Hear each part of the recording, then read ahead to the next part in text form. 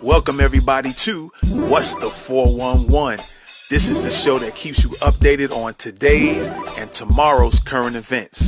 So let's check out what's going on right now.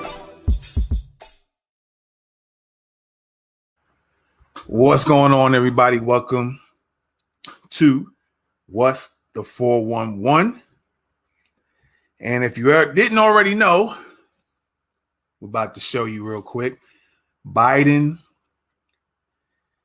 has done it again, I should say. Shout out to all of y'all who voted for Jim Crow Joe.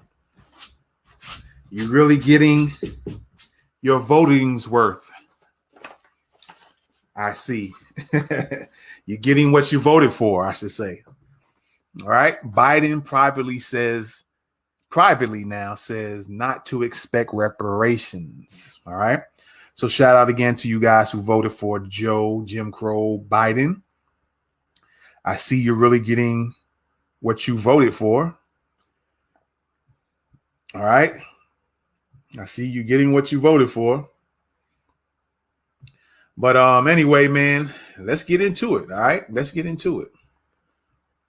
Again, Biden privately tells lawmakers not to expect much on reparations legislation. All right. Again, shout out to y'all who voted for Joe Biden and the crew. I hope you got what you voted for. All right. So let's take a look at it, man. Let's take a look. All right. As we pull this thing up here. As we pull this thing up. Hold on a second. Let me get this pulled up. I mean, we're up here, but let's get it together here. Again, Biden privately tells lawmakers not to expect much on reparations legislation. All right. There goes the gentleman you voted for. And don't say we didn't tell you so. All right. Folks wanted just to vote just to remove one person out, but didn't vote with the expectation that you're going to get something for your vote. And in so many ways, Jim Crow Joe has showed you who he's for, or who he's going to look out for, and who he's not going to look out for. I hope you get that through your thick skulls. He is showing you who he is looking out for in so many different ways. He's done it. Even before he became president, as he was running, he showed you who he was going to roll with. I remember showing some in-law family members a few screenshots when Jim Crow Joe had posted on his Twitter showing you how he was down for the immigrants over there south of the border. He was showing you how he was down for them. And he's kept to his stuck to his guns. And then you remember how he talked to the black folks on Zoom. This is so-called black folks that's supposed to be looking out for black folks. In Zoom, he told them what was up in so many ways. Then, of course, your vice president told you what was up. And then other black Democrats also chimed in at different times, those who were running for president at the time. Everybody was all about a rising tide lifts all boats type of mindset, right? And everybody was seeming to going for it, and this is the result now. All right, so let's look at it. Joe Biden was more blunt about racism than perhaps any president before him, and then many in the crowd expected. In his remarks commemorating 100 years since the Tulsa Race Massacre Tuesday. All right. He called out how through the years there have been members in elected office who were very public about their association or membership with the KKK. Representative Cori Bush said in the parking lot of the Greenwood Cultural Center. He set up the scene in his speech to take us into what was happening at that time. And that was really powerful. I was so glad to hear it. These D1 folks are not B1 folks.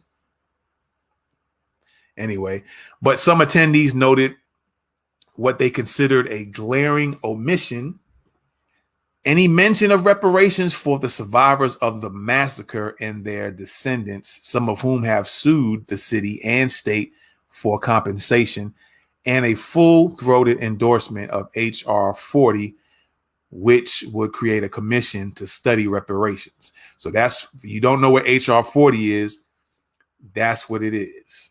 A bill to study reparations, not to give out reparations. So just in case you guys, some of you might have heard that before and you was feeling all happy and giddy and you really didn't know what this HR 40 was about. That's what it's about. For those who don't know, and please share this video with others and share your knowledge from this particular live broadcast, what HR 40 is really about. All right, that's what it's really about. Only to do a study of reparations. Nothing more, nothing less. All right, just to do a simple studying reparations, not even about how you're going to give it out or anything. I'm repeating it a lot because I want that to really sink in. So when they start coming up with this HR 40 talk again, and you know it's a bunch of garbage. The bill passed out of the House Judiciary Committee in April for the first time since it was first introduced in 1989. As a candidate, Biden said he supported a commission on reparations. He supported a commission to study reparations, not a commission to hand out reparations. But the administration has yet to endorse that actual bill. All right, listen to what I'm reading. I'm going to read this one more time. As a candidate, Biden said he supported a commission on reparations. So when you hear these candidates running for president or running even for local stuff, pay attention to the words they are saying so you can break down what they really trying to say and not trying to say. But the administration has yet to endorse the actual bill. After his speech Tuesday, the president met with the members of the Congressional Congressional Black Caucus, who brought up the need for H.R. 40, which is named after the 40 acres and a mule promise that now symbolizes the lack of support formerly enslaved people received from the federal government. According to those involved in the conversations, Biden let them down gently. He didn't disagree with what we're doing, said Representative Brenda Lawrence. And Brenda Lawrence, you should be ashamed of yourself. The second vice chair of the CBC. He did talk about his plate being full with trying to get the infrastructure bill passed, and that he really wanted to make sure that he could get that through before he took on anything else. All right. So he wants to take care of the infrastructure bill before overly due reparations bill. Biden's biggest concern on H.R. 40, Miss Brenda Lawrence said, is getting it through the Senate. The bill also hasn't even been scheduled for a full floor vote in the House, where it has 188 co-sponsors. Tuesday in Tulsa illustrated the dichotomy that has come to define Biden's approach to issues of race and race equity. No president has so forcefully called out the nation's sordid history. Yeah, I guess he would call it out, being that he was doing ill towards blacks as well. So I guess you want to make it look good and sound good, even though you're not really down with that.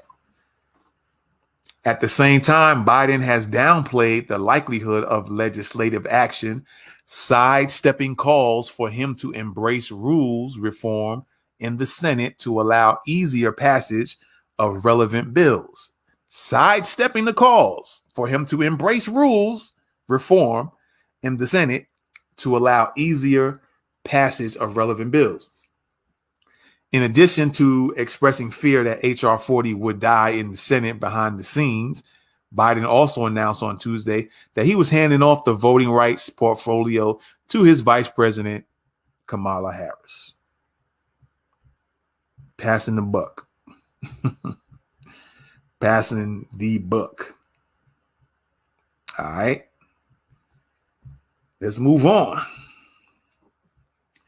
For the nearly all-black crowd inside the Cultural Center, which included the 3 remaining survivors of the massacre, only 3 remaining survivors of the Black Wall Street Tulsa massacre. Descendants, local leaders, and activists, the Tulsa speech was a milestone. They watched and clapped as Biden went into detail about the massacre and drew a through line to issues Black people still face today. So basically, Biden went out there just to tell that he knew about it and it was bad. And there's still Black people still dealing with these same issues today. And other Black folks just clapped it up. Didn't demand nothing from him. Didn't reject anything. Didn't reject any of his actions or non-acting on stuff. Just pretty much kissed the butt. All right. Representative Hank Johnson, CBC Whip, said Biden's speech was meaningful for Tulsa and the country, adding most of America had absolutely zero knowledge of the greatest single atrocity to Black people in this country. For him to use his pulpit to publicize what happened to them has to have been cathartic for them. In the lead up to Biden's Tulsa trip, the administration announced initiatives to narrow the racial wealth gap, including inequities in home appraisals and increasing the goal of federal income tax for small disadvantaged businesses. And in a gaggle on Air Force One on the way to the event, Principal Deputy Press Secretary Karine Jean-Pierre, y'all need to get to know her and watch her close, because she's part of that Biden crew, said that Biden supports a study of reparations, but believes that first and foremost, the task in front of us is to root out systemic racism where it exists right now. So he supports the study, but according to Karine, Biden's first and foremost task that's in front of them is to root out systemic racism where it exists right now. My question to that is, so far, how do you guys think he's been doing with rooting out systemic racism? All right. How do you think he's been doing? I'm curious. You think he's been doing a good job of rooting out systemic racism? Again, shout out to all y'all who voted for him, man. You didn't use your head at all. All right. But yo, let's move on. Let's see what else they're talking about here. All righty. But for some in the audience, simply supporting a study wasn't enough. Well, okay, some people in the audience just wasn't with it. A study wasn't enough to them. I personally would have liked to hear the word reparations. Okay. I think that he was very strategic in the words that he used. He used the word repair, said Nehemiah Frank, a descendant and founder of the Black Wall Street Times in Tulsa. If you want to pull the people together, you can't fully help Black people. That's how I feel about it. If you want to make Black folks happy, you're going to piss a lot of Americans off. Asked for comment, an administration official noted that the president reiterated to the congressional members that he is actually doing the work right now on breaking down systemic racism and racial disparities. Okay. Again, if that's what you in the process of doing right now, let us know how you're actually doing that. And so far, to you folks, how's that been working out? It's at the heart of his work administration. Oklahoma State Representative Regina Goodwin, a descendant of survivors of the Tulsa race massacre, who has been fighting for reparations in Tulsa for decades, said she would have been pleasantly surprised if Biden had mentioned reparations. So they so stuck on this word for him mentioning reparations, that still wasn't going to give you reparations. But that's what I'm saying. What's up with the brain? What's up with your mindset? You just looking for him to say reparations? Y'all can say reparations all day and make that be heard throughout the world. You ain't got to wait on him to say it, but you're so stuck on him wanting to, you just grasping so tightly, wanting him to say reparations. All right. Well, okay. Who has been fighting for reparations in Tulsa for decades, said she would have been pleasantly surprised if Biden had mentioned reparations in his speech, but wasn't really expecting it. She added she spoke with Biden about a range of issues privately, including HR 40, and he reiterated to her, we're in talks. So every time somebody confronts him about it, he kind of dodges. The president dodges and says, hey, I'm working on systemic racism. Never wants to say anything about reparations. Oh, hey, I'm working on it. We're in talks. You know, that's what he gives as feedback and responses to everybody who keeps trying to question him on it. All right. So that means he's just dodging the issue, period. Look, it was not in the speech, but he was gracious enough to be here. So what? He was gracious enough to take the steps. What? The steps to be there to Tulsa? He was open to the conversation. Okay. But he's been saying for the longest, and his sidekick, Kamala, has been saying how they're not just doing anything for black people. No. Remember Kamala Harris said that? And yet they were super quick to go on. They didn't do a study for the Stop Asian Hate Crime bill or Stop Asian Hate bill. They didn't do a study on that. They went right into it. Black folks, you need to wake up. All right. And stop going for the okie doke. Because they're pretty much telling you in your face, sooner or later, they're going to end up cussing you out, as opposed to dodging the question and with these answers like, we're in talks. I'm working to take care of systemic racism. Soon they're going to be cussing you out. And then I wonder what you're going to respond to then. He was open to the conversation a lot more than I can say for some folks. Dreesen Heath, a researcher for Human Rights Watch, said she left immediately after Biden's speech out of frustration of the lack of discussion on reparations. This was not a celebration. People are mourning. Every day counts for these survivors. And I think that people just play games with black people's lives too much. You just now figuring that out, Heath? Dreesen, whatever your name is. It's not enough to just come in and say words and reiterate the truthful narrative, he said. Okay. Last year, Heath published a report on reparations for survivors of the massacre, saying it could and should serve as a test case for any larger federal reparations study or program. There is a huge national and global moment, or this is a huge national and global moment, excuse me. Everybody is looking here. So why not start the process for the precedent? Why not make Tulsa a precedent for reparations nationally? Why not commit to signing HR 40 into law? No, Heath, we don't need to sign HR 40 into law. We don't need a study. They didn't study when they gave the Japanese people reparations, them $20,000 for just being 3 years in an internment camp, or however you call that, right? They didn't do a study on that. I think not too long ago they gave the so-called Native Americans somewhere in the billions of dollars, if I'm not mistaken. And I don't think they did a study on that. To illegal immigrants, I think I remember reading an article or a couple of articles where they was giving them so many millions of dollars and giving them some type of shelter temporarily. They didn't seem to do a study on that either.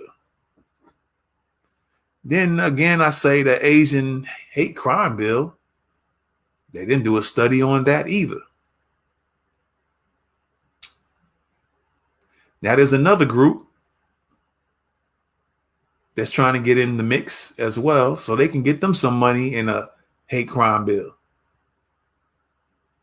And I'm sure they're not going to do a study on that either.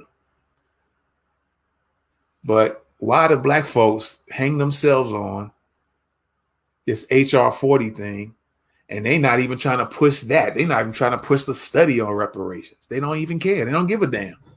But you're still hanging your darn neck in a noose for HR 40. Again, you question why not commit to establishing an HR 40 reparations commission if the legislative avenues fail. Heath added, reparations for black people in America have been politically fraught and risky topic for Democrats for decades, though Republicans have essentially never wavered from their opposition. But activists say they have reason to remain hopeful even as the issue moves at a snail's pace in the Congress. A Politico Morning Consult poll from earlier this year found that just 38% of voters supported a committee to study reparations, but 60% of Democrats supported the formation, while 74% of Republicans opposed it. Despite the frustration and HR 40's position on the Biden priority list, activists and CBC members promised to keep pressing the president and leadership in Congress to get the bill to the House floor at the very least. CBC, you're useless.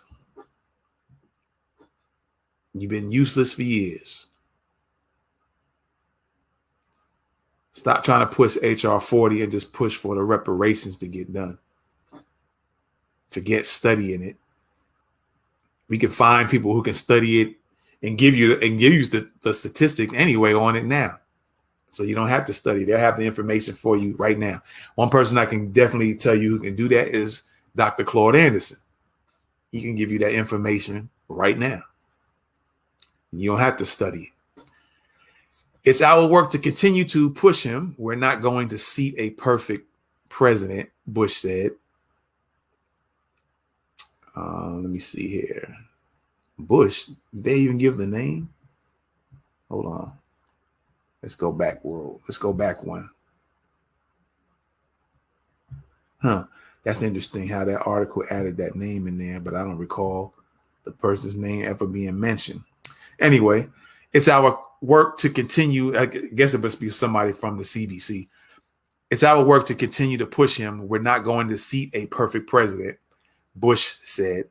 And so we know that we have to look at what our needs are and push. And so that's what I'm going to continue to do. Let me see here. All right, there we go. So there you have it, man. And so many, so many types of ways, Biden has been telling folks he's been dodging. Oh, we're working on it. I'd rather focus on quelling or getting rid of systemic racism. Isn't that part of reparations? Can be part of that. You know what I'm saying? So there you go, your boy. Shout out again to all of you who have voted and got nothing for your vote, and you're being told over and over how you're not getting anything for your vote. Okay? It's as simple as that. You're not getting anything for your vote. So I appreciate y'all, man. Thanks for checking this out. Crazy, man. Your boy, Joe Biden. I don't necessarily see that he's privately not saying or privately saying not to expect. I think when people are asking him, I guess it's private, people asking him kind of on the side or whatever, he's just dodging the question with these vague answers. Like we're in talks about it. I'd rather focus on getting rid of systemic racism. It's all game. But there you have it. Your boy Joe is saying, not to expect reparations anytime soon. Probably not in his presidency, not in these first 4 years anyway. Appreciate y'all, man, for checking out What's the 411. Yo, we'll be back soon. I'm out. Peace. Welcome, everybody, to What's the 411. This is the show that keeps you updated on today's and tomorrow's current events. So let's check out what's going on right now.